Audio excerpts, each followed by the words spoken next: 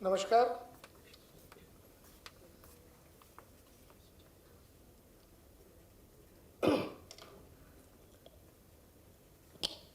आज SGT university के सभागार में डिजिटल संविधान संग्रहालय, इसको ऐसा ही कहेंगे हिंदी में, उसके लॉन्च के अवसर पर यहाँ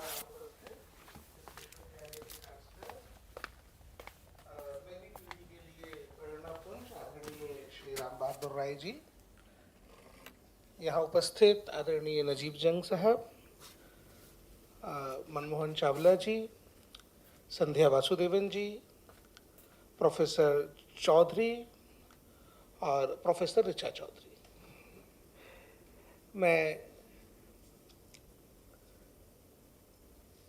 शुरू करना चाहूँगा इस बात से कि संविधान को लिखने वाले डॉक्टर भीमराव अंबेडकर जी ने संवैधानिक नैतिकता के बारे में जो कहा, उस उनके कहे हुए को जब हम लागू करने की बात करते हैं तो ऐसे प्रयास बहुत ज़रूरी होते हैं।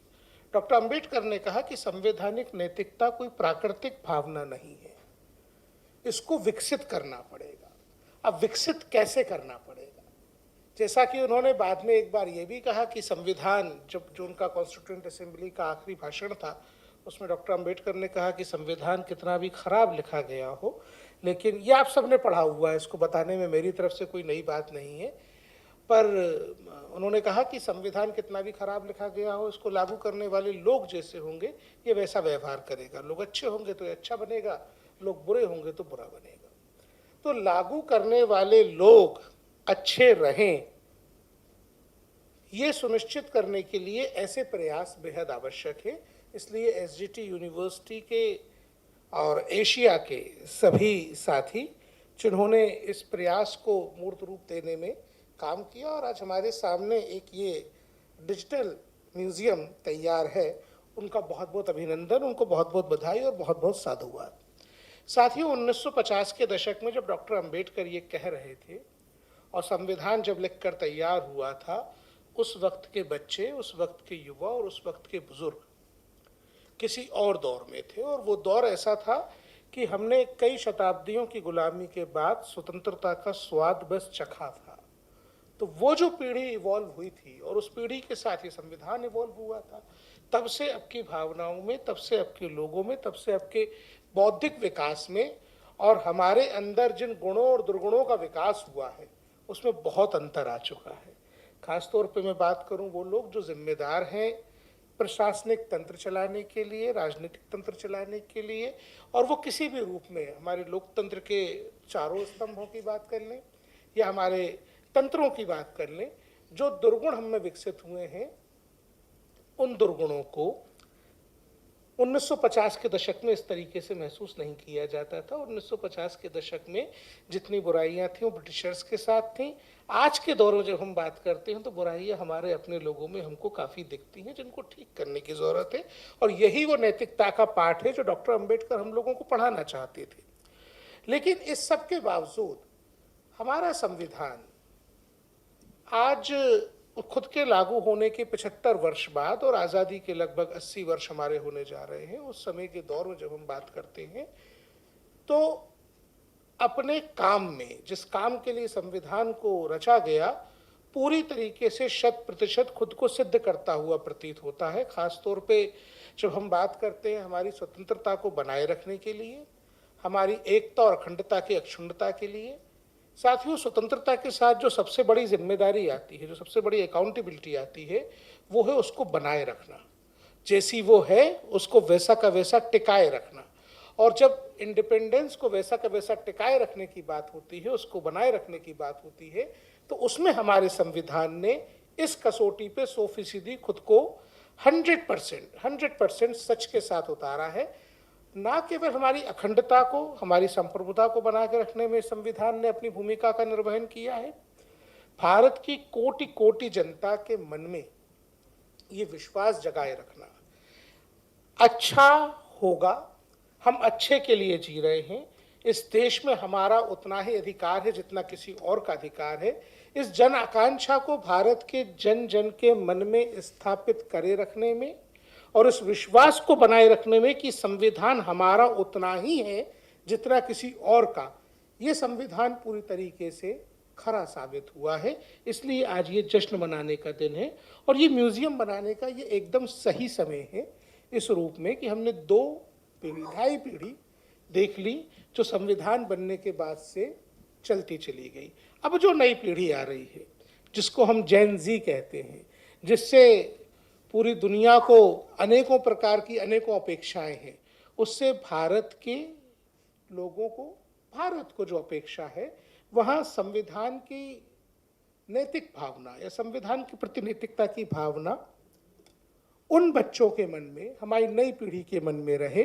इसके लिए बेहद ज़रूरी हो जाता है कि इस तरीके के प्रयास किए जाएं। साथियों, संविधान को लेकर के जो मेरा मानना है वो बड़ा स्पष्ट है कि इस प्रकार का डॉक्यूमेंट जो सही मायने में कहें तो केवल रचा नहीं गया, कॉन्स्टिट्यूएंट असेंबली के 299 लोगों ने बैठ के जो कुछ किया उसके माध्यम से डॉक्यूमेंट इवॉल्व हुआ है और इसके इवॉल्व होने की प्रक्रिया भारत की संस्कृति के साथ साम्यता रखती है। हम जो कहते हैं कि हमारा संविधान सबसे बड़ा लिखित डॉक्यूमेंट है, हम जो कहते हैं कि जैसा मैंने अभी थोड़ी देर पहले कहा कि हमारा संविधान इन सब कसौटियों पे खरा उतरा है, तो उसका सबसे बड़ा कारण ये है कि ये इवॉल्व भारत के जैसे लोग हैं उनके अनुरूप इवॉल्व हुआ है। मैं आपको उदाहरण के तौर पे अगर बताना चाहूँ तो इतिहास के विद्यार्थियों को ये पढ़ाया जाता है कि दुनिया में अनेक सारी सभ्यताएं रहीं और ख़त्म हुई। रोमन्स रहे, इजिप्ट की सभ्यता रही, हूण आए, शक, कई सारी मुगल आए, कई सारी सभ्यताएं रहीं और वो ख़त्म हुई।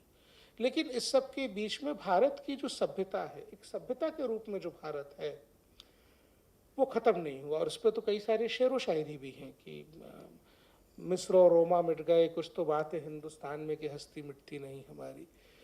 तो वो जो हमारी क्वालिटी है ना मिटने की, ना मिट सकने की, उसमें सबसे महत्वपूर्ण बात जो प्रतीत होती है वो यही है कि भारत की सभ्यता, भारत की संस्कृति हमेशा से पुनर्नवा रही है और उसका जो आचरण है वो एक्सेप्टेबिलिटी का है, वो अपनाने वाली है, वो किसी को नकारती नहीं है, वो भौतिक सीमाओं से परे है।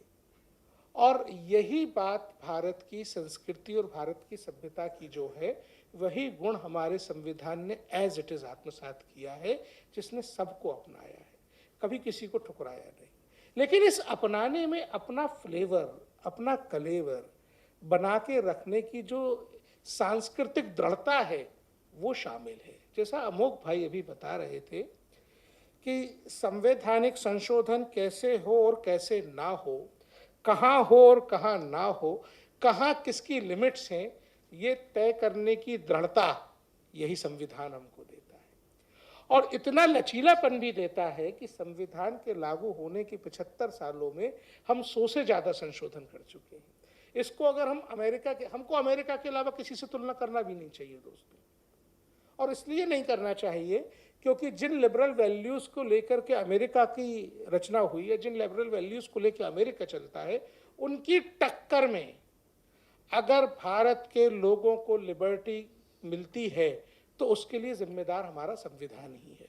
एक छोटा सा एग्जाम्पल इसके लिए, हमसे कई बार बोलते हैं कि हमारे यहाँ भाई फ्रीडम ऑफ स्पीच को लेकर के अमेरिका जैसा वातावरण नहीं है।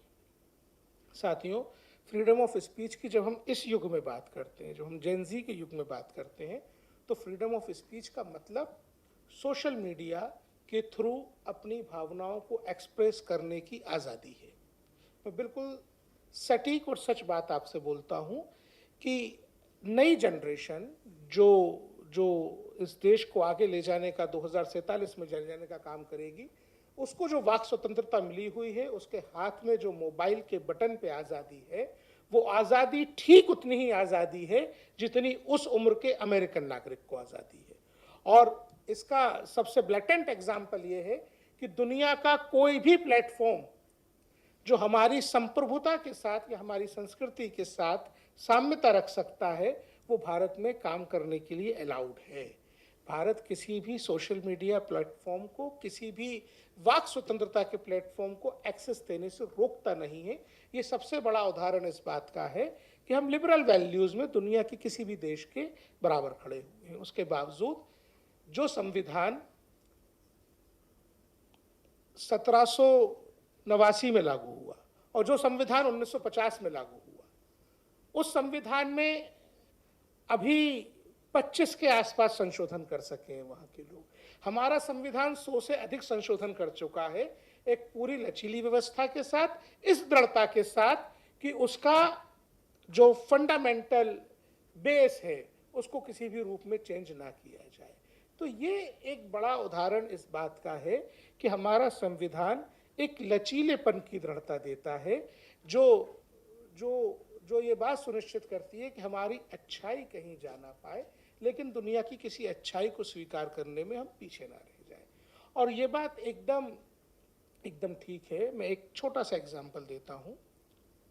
जब इस विश्वविद्यालय को आपने बनाया, तब आपने जब कंस्ट्रक्शन किया इस बिल्डिंग का, तो आपने सब कुछ तय कर दिया कि ये आज ऐसा हो गया, अब ये हमेशा ऐसा रहेगा, या कुछ गुंजाइश नए लोगों के लिए छोड़ी कि बाद में लोग आएंगे, किसी को लगेगा कि इस छत के ऊपर एक छत और बना दी जाए, कहीं कोई दरवाज़ा निकाल दिया जाए, कहीं कोई खिड़की खोल दी जाए। ये जो गुंजाइश रखने की भारतीय व्यवस्था है, जो जब एक पिता घर बनाता है तो अपने बच्चों के लिए गुंजाइश छोड़ता है। मैं ये बात हमेशा बोलता हूँ जब संविधान पे बात करता हूँ, आज दोबारा यहाँ दोहराऊंगा। भारत मध्यम वर्गीय आकांक्षाओं का देश है। मध्यम वर्गीय आकांक्षा में सबसे उत्कट आकांक्षा जो होती है वो घर बनाने की आकांक्षा होती है, हमारा खुद का घर हो जाए। और जब घर हम बनाते हैं, तो मैं गुड़गांव की बात तो नहीं कर सकता, यहाँ तो सब फ्लैट खरीदते हैं, लेकिन जो घर बनाने की हमारी परंपरा है, क्यों भारत में ऐसा होता है कि पहली मंजिल की छत लिंटर पड़ने के बाद कॉलम 3-3, 2-2 फीट छोड़ दिए जाते हैं? ऐसा हम लोगों ने देखा है क्योंकि हमको ये पता है कि हमारी जब नई पीढ़ी आगे आएगी तो वो इसके ऊपर एक छत और बनाएगी। तो कुछ ऐसा ही हमारा भाव है, कुछ ऐसा ही हमारे संविधान का भाव है कि बिना किसी झगड़े झंझट के संविधान खुद के अंदर खुद को बदलने की अपार संभावनाएं देता है। संविधान खुद के अंदर ही खुद के क्रिटिसिज्म के अपार अवसर देता है। संविधान खुद के अंदर ही खुद के नागरिकों को बढ़ने की अपार अवसर देने के साथ साथ एक असीमित आकाश देता है। और उस आकाश की परिकल्पना को यदि एक म्यूजियम के रूप में आप लोगों ने आकल्पित किया है, एक डिजिटल म्यूजियम के रूप में इस विश्वविद्यालय ने, अमोघ भाई ने और एशिया ने आकल्पित करके नई पीढ़ी को पढ़ने के लिए छोड़ा है, तो आपका ये प्रयास स्तुत्य है, वंदनीय है। और मैं खुद को सौभाग्यशाली मानता हूँ कि आज इस अवसर पर आप लोगों ने मुझे अपने बीच बुलाकर इस बारे में बात करने का अवसर दिया। भारत माता की, ये भी संविधान हमको कहता है। भारत माता की जय कहने के लिए संविधान हमको आर्टिकल 51A में पर्याप्त अवसर देता है। संविधान बड़ा स्पष्ट है। संविधान बड़ी स्पष्टता के साथ कहता है कि भारत के स्वातंत्र्य समर के प्रतीकों के सम्मान की अक्षुण्णता को अपने मन में बनाए रखना हर नागरिक का कर्तव्य है। भारत माता हमारे स्वातंत्र्य समर के आंदोलन की प्रतीक है कि नहीं है? और भारत माता कौन है? भारत माता की बड़ी सीधी परिभाषा है कि भारत की कोटि कोटि जनता के अंदर जो जीव निवास करता है वही भारत माता है। भारत की कोटि कोटि जनता ही भारत माता का प्रतिस्वरूप है। भारत माता की। मुझे उम्मीद है कि किसी दिन हम और बैठेंगे और अपने संवैधानिक कर्तव्यों पर चर्चा करेंगे। तब तक के लिए भारत माता की।